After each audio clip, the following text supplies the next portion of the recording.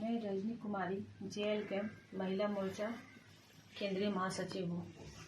मैं पिछले 2 सालों से जयराम महतो के साथी थी उनके पार्टी में, और विगत अपने गांव में आउटसोर्सिंग कंपनी जो यहाँ चल रही थी, डेको कंपनी लोहाबाद बांसजोड़ा में, उसमें लगातार प्रयासरत थी कि यहाँ के लोगों को रोजगार मिले। लेकिन रोजगार नहीं मिलने के कारण हम बहुत बार पत्र के माध्यम से कंपनी प्रबंधन को सूचना दिए और 1 दिवसीय धरना के माध्यम से सूचना दिए कि हमारी पुरखों की जमीन यहाँ पे गई हुई है, इसलिए जब कोई भी आउटसोर्सिंग कंपनी आती है तो सबसे पहला अधिकार गांव वालों को होता है। लेकिन 2-4 लोगों को छोड़कर यहाँ पे रोजगार नहीं है।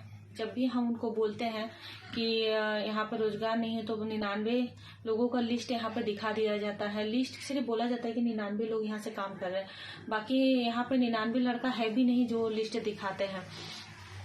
इस सब से क्षुब्ध होकर हम 16/1/2025 को भूख हड़ताल यहाँ पे रखे थे, बिल्कुल डेको कंपनी गेट के सामने में ही। जिस दिन फर्स्ट दिन था, सब जगह लेटर देने के बाद, हर जगह परमिशन लेने के बाद, जयराम से परमिशन लेने के बाद हम यहाँ पर जेएल कैंप लोकतांत्रिक क्रांतिकारी मोर्चा जो भी है,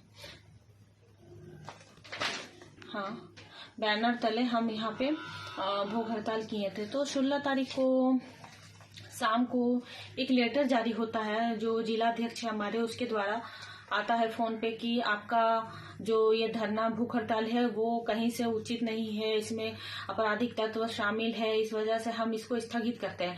और वो डिजिटल प्रिंट में था, उसमें केंद्रीय महासचिव फरजान खान जो है उनका सिग्नेचर भी नहीं था, तो इस वजह से हम उसको मान्यता नहीं दी और हड़ताल को जारी रखें।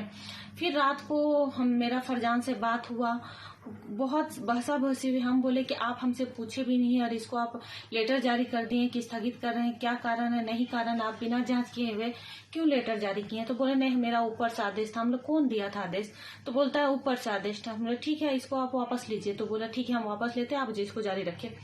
तो वो जारी रहा। फिर सुबह में हमारे जो केंद्रीय अध्यक्ष है टाइगर जयराम महतो, उनका कॉल आया बलदेव महतो जो उनके गार्ड है उनके थ्रू कि दीदी आपका एक आपत्तिजनक वीडियो और फोटो मेरे पास आया हुआ है सुशील मंडल के थ्रू। तो जो उनको दिया है, सुशील मंडल हमारे केंद्रीय प्रवक्ता हैं, तो उनके थ्रू आया हुआ है और उनका कहना है कि कोई लड़का उनको दे के गया है और बोला है कि यदि वो भूख हड़ताल समाप्त नहीं किया जाता है तो हम इसको हम वायरल कर देंगे। तो दीदी तुम ऐसा करो, भूख हड़ताल को स्थगित कर दो। तो हमने भूख हड़ताल को स्थगित कर दिया। भूख हड़ताल स्थगित करने के बाद सीधा हम तो चाची पहुंचे फरजान खान के घर। वहां जाने के बाद हम वहां खोजे उनको, तो वो नहीं थे। उनके घर में बोला गया कि वो नहीं है घर पे। फिर हम वहां से बाहर निकले तो उसमें कुछ देर बाद जयराम महतो जी का कॉल आया कि आप हमारे आवास पर आइए, वहां पे कुछ बात करना है। हमने ठीक है। तो वेट करते करते लगभग वो 10:30 के लमसम रात में वो आए तो हम गए, उनसे बातचीत किए। तो उन्होंने कहा कि दीदी आपका इज्जत का सवाल था, इसीलिए हम आपको स्थगित करना है। बोले ठीक है, उतना दूर तक तो ठीक है। आपने मुझे कहा कि उसको वापस करना है तो मेरा भी अधिकार है वो वीडियो और फोटो देखने का, मुझे दिखाइए। तो उन्होंने कहा कि नहीं, आपका वीडियो फोटो नहीं है। हम लोग क्यों डिलीट किए? जब मेरा था तो मेरा हमको देखने का अधिकार था, क्या है नहीं है हम कैसे जानेंगे? हमको देखने का उसका अधिकार है। तो बोला नहीं, हम उसको डिलीट कर दिए हैं क्योंकि आपका इज्जत का सवाल था। मतलब यहाँ पे बात इज्जत का नहीं है। यहाँ पे ऐसा थोड़ा कि आज हम ब्लैकमेल हो रहे हैं तो कल हम ब्लैकमेल नहीं होंगे।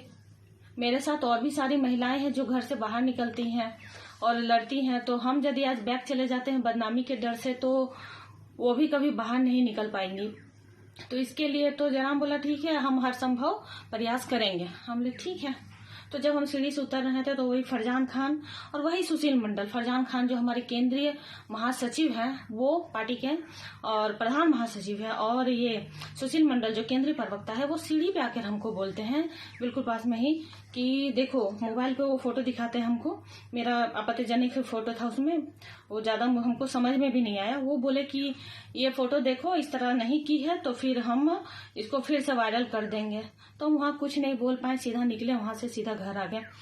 उसके बाद आज हम कल ही हम थाना गए थे, वहां पे जाके दिए हैं इसको, लेटर को दिए बड़ा बाबू को।